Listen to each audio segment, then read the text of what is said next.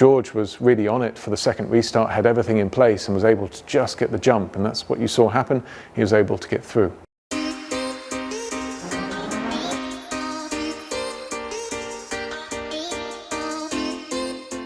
Did the drivers and cars struggle with the hot temperatures that we had in Paul Ricard? The short answer is yes. The drivers themselves lost over 3 kilos of body mass through sweat over the course of the race.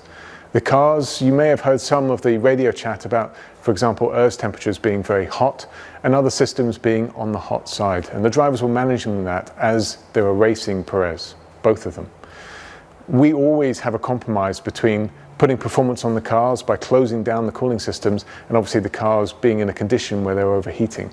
I think we had the right compromise in Paul Ricard. It was at a stage where we were able to race cars, but it was just on the limit. And for what it was worth, it was also quite hot in the pit wall. Was the degradation larger than expected in the heat of Paul Ricard? It was about on model. It was very warm in Paul Ricard. We had track temperature that was over 55 degrees, more towards 60 at certain points as well. And that's incredibly warm when you look at the season as a whole. We go in with predictions of what we think the track temperature is going to be, what we think the tyre degradation is going to be for that. And for that we use races so far in 2022, but also Paul Ricard as it was last year and the year before to try and ascertain where we think we're going to be. And it was about on model. The degradation itself is a function of track temperature, but it's also a function of what the track layout is and what compounds you have. We had what was called the C2, C3 and C4 in Paul Ricard. That's sort of the middle range of the tyres. It's not too soft, not too hard. And actually, in this circumstance, the C3 was performing the best as an overall compound between all of those. So it wasn't higher than expected, but it was high. Was the two-stop ever a consideration? Yes and no. We always keep an open mind as to what really is going to happen in the race. In many regards, teams don't really know what's going to happen. You have a good idea based on your models and your predictions, but Friday you can do a handful of laps, 4, 5, 6, 7 if you're lucky. 7 laps to try and predict what's going to happen in a 20-lap stint can prove challenging. And as a result of that, you need to keep an open mind as to which direction you think it's going to go. Sunday was also warmer than we had in FP2. Again, could be another trigger that pushes us into a different region. The converse to that is we're continuously improving the car. We take our learning from what happened on Friday and try and change the car setup to improve, especially degradation come Sunday. As we went into Sunday morning, our plan was pretty clear. We're remaining on a one-stop strategy. We're focusing on the management required to achieve that, but we have various bailouts onto a two-stop. And obviously VSCs and safety cars, given it's such a long pit lane, will help you.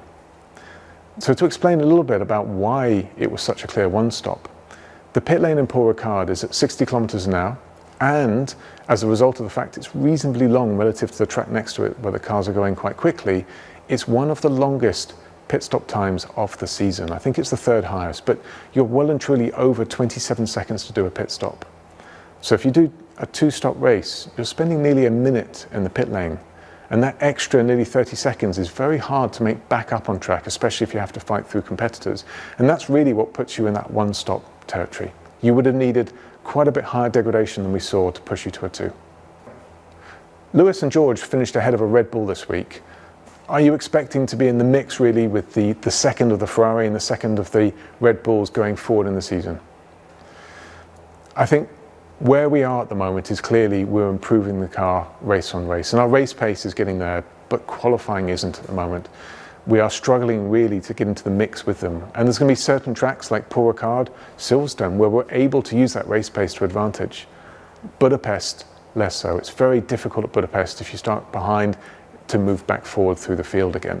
There are opportunities, but just more difficult. I think it's also fair to say that there are weeks where it's difficult to distinguish between the 2 Ferraris and the 2 Red Bulls. There's weeks where Perez's pace is similar to Verstappen or offset by simply a small amount. This weekend looked to be a larger difference. And in the case of Sainz, he had engine penalties, which meant he started from the back of the grid. Had he been in front, he was an incredibly fast car and it would have been difficult to beat.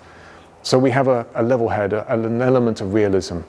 We're here to improve and to move forwards, but we're not there yet. We need others to make mistakes and to pick up the pieces from it in order to move forward. How is our speed different from first practice to qualifying to race? And did the new upgrades work? So, two-part question, let's go through the first bit of it. Why are we so perhaps a little bit more offset in free practice 1, 2, even qualifying? There's a large gap to the front and we're more in the midfield with McLaren out qualifying George. But in the race, the car just seems to transform. It's a valid observation. It's one that's been there all year. It's not through necessarily design. We didn't plan to be that offset in qualifying. The reality is we'd much prefer to have the fast race car we have at the moment. The race is spread over 50 plus laps, and having a car that's competitive on all of those gives you opportunities. And we've typically been able to move back forward through the races into a strong position. That said, we'd obviously prefer to be more competitive in qualifying. There's going to be some tracks like Budapest that are going to cause this issue, and we need to make sure that we're really there or thereabouts to make sure we don't have a number of other teams between ourselves and Ferrari and Red Bull. In terms of the upgrades themselves, yes, they're incremental steps, they're small steps that we're adding to the car, but the important point is that we have plans to introduce far, far more across the races that follow. We're not going to be able to, in one go, just catch up and be with Ferrari and Red Bull. But hopefully, as you've seen across the season so far, we are incrementally closing that gap down and we have more to come. During the safety car period, was it the right time to stop both Lewis and George and therefore double stack as a result? Simple answer to this one is yes. You can get to the end of the race from there on the hard tyre, and in fact I think you saw pretty much the whole field have to come in. The tyres themselves have quite a bit of degradation on them, and when you're that far into the race, if you were to stay out, you've still got one more stop to make, and as we discussed, that's around about 27 seconds or so. Further to that, you're on tyres where pretty much everyone around you will be faster than you at the restart. So it was really in that circumstance, with the lap that we were on, with the degradation we were experiencing, the fact that we could go to the end of the race, a straightforward double stack with both cars. Great job from George at the VSC. What happened? Why was there a second VSC, and why did George slow down again? Normally with a VSC, the process is as following. The drivers and we as well as teams will receive a VSC ending message from the FIA. We know that a minimum of 10 seconds and a maximum of 15 seconds later, the track will be green and the racing will resume. And it's purposely random to stop drivers preempting that condition. Here in this circumstance, 10 seconds passed, 15 seconds passed, and then more passed again, and nothing happened. All the drivers were still under that VSC condition. The FIA then sent a second VSC ending message out, which meant that we now knew the process was resuming, and at least 10 seconds later, the racing would resume. During that period where the VSC is ending, the drivers are doing a number of setup items to make sure they're ready to go again. For example, putting the PU into the correct mode, getting their tyres into a sensible place, getting their brakes into a sensible place. That 10-second window is used really to effect. And when suddenly you've planned everything and nothing happens because the race simply didn't resume, it becomes difficult, or can become difficult, for drivers and catch you off guard. And I think that's what happened in the case of George and Perez. George was really on it for the second restart, had everything in place and was able to just get the jump, and that's what you saw happen. He was able to get through. For the drivers themselves, they've got a number of clues that the racing's resuming. Their dash, for example, will show that the VSC has now cleared and it's green, but also the light panels around the track that you can see on TV. Again, they'll disappear into a green state so that we know that the racing's resumed.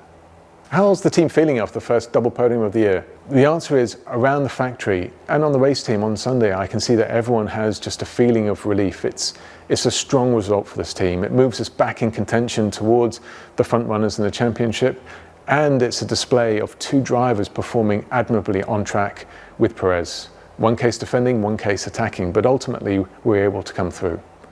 However, the stark reality of the fact that in qualifying we were missing nearly 9 tenths, and even in the race we were missing a few tenths, still hits us. We still know that we have an uphill battle, and on this particular occasion it was a PU penalty for Sainz that put him at the back, and in the case of Perez, a weekend where he wasn't quite on the pace he normally is. That stark reality is what keeps us working incredibly hard every day. We want to be back at the front, and it will take time, but we're getting there. Does finishing second and third give the team optimism, especially that it's one of Lewis's best tracks? George is also very good there. Or are you not getting carried away like I did yesterday during the Grand Prix, I being the question in this? First of all, I'm incredibly pleased to see that people are getting carried away. The whole point of motorsport is it will create some of the highest highs you can ever feel, and some of the lowest lows as well. But we're not where we need to be yet to be winning. That's the short answer to it. And especially, for example, on qualifying pace, and Hungary will expose that weakness somewhat. we're realistic. We have made steps forward, and I can see progress, and we can see progress for how we are going to move forward again across the next few races. But in Budapest, we have to be realistic. Where we are with this car is a strong race car, but we may not be able to use all of it in the conditions that are presented to us. And we need to do a better job than we have been doing to make sure we're qualifying where the car should be towards the front. Thank you again for all of your questions, and we'll be back in 1 week's time after the Hungarian Grand Prix.